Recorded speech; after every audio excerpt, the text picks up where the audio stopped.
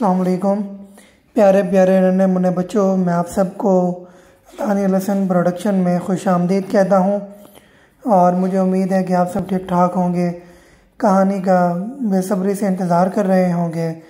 آج کی کہانی کا نام ہے پاکستان کا تحفہ، جسے لکھا ہے ننھے قلمکار عرفان حیدر نے، اور بڑھتے ہیں کہانی کی طرف۔ 14 اگست آنے والی تھی، اسی لیے میری پرجوشی آسمانوں سے بات کر رہی تھی۔ ہر سال کی طرح میں اس سال بھی اپنے دوستوں کے ساتھ مل کر بہترین جشن آزادی منانا چاہتا تھا۔ ہم اپنے گھروں اور گلیوں کو سجانے میں مصروف تھے۔ یہ اتوار تھا اور میرے سب دوست میرے گھر پر جمع تھے۔ ہم سب دادا جی کے پاس آ گئے۔ دادا جی کافی پریشان دکھائی دے رہے تھے۔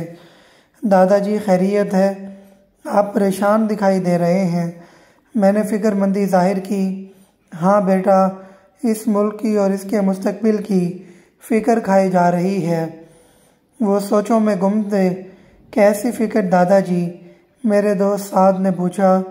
بیٹا، پاکستان میں ماحولیاتی آلودگیوں کی وجہ سے بیماریاں بڑھ رہی ہیں، لوگوں کی جانیں محفوظ نہیں ہیں۔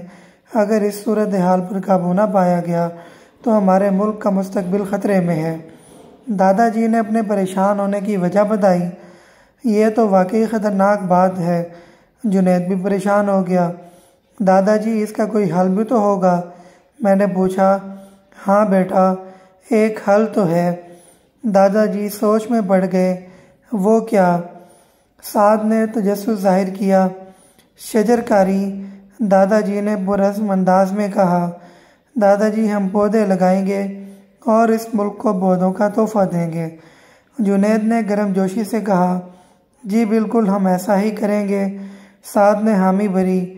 یہ کام کر کے مجھے خوشی ہوگی، کیونکہ اس میں ملک و قوم اور ہم سب کا ہی فائدہ ہے۔ میں نے چہرے پر مسکراہٹ سجائی۔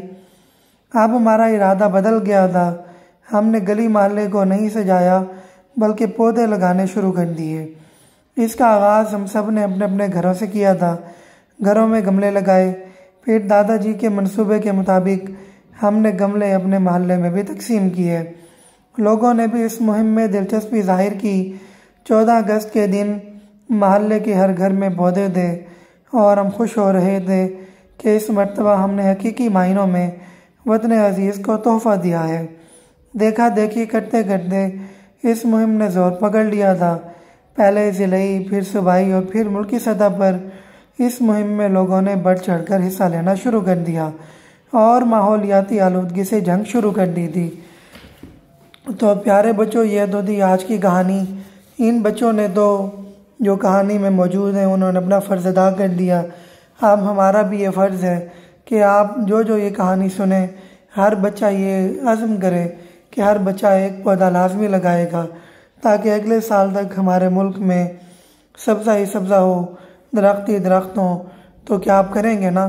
جی ہاں، ضرور کریں گے، کیونکہ آپ اچھے بچے ہیں۔ تو آج کی کہانی ختم ہوئی۔ پھر ملتے ہیں ایک اور کہانی کے ساتھ۔ تب تک کے لیے اللہ حافظ۔